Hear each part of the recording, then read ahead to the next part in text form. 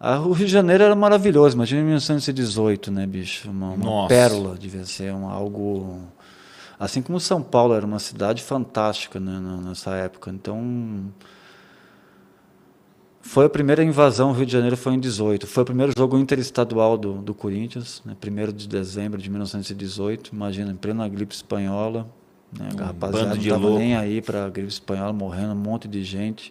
Aliás, o Corinthians, ele se associou, criou uma sede da Cruz Vermelha dentro da Ponte Grande, que era o nosso campo de futebol.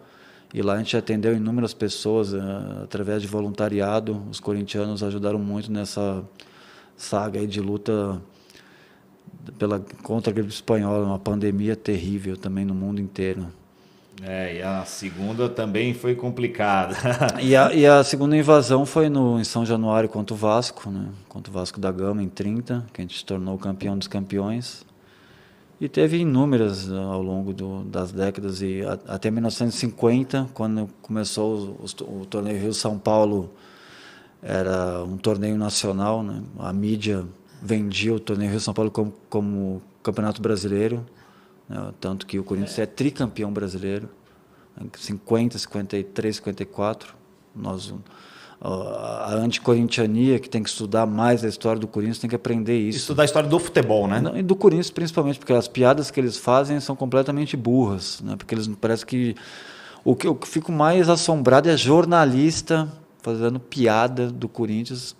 Pô, o cara é acadêmico, né? Vamos respeitar a história do futebol. Então, né? Conta aí rapidinho pra gente, pra dar tempo da gente falar de tudo até chegar no jogo de amanhã, sobre o torneio Rio-São Paulo e esses títulos aí da década de 50. Foi o desfile do Corinthians no Maracanã, porque o Corinthians era um esquadrão de ouro. Cláudio, Luizinho, Baltazar, Carbone, Mário, Idário, Roberto Belangeiro, Gilmar, Oreco, Olavo. Era o maior time da história, entendeu?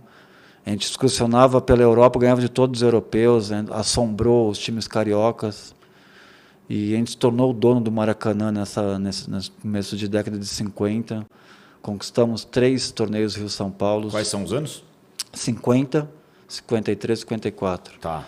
Ganhamos o 4º centenário da cidade de São Paulo, que foi um título que ecoou na época a mídia dizia que iria ecoar por 100 anos. Né? Era gigantesco, entendeu?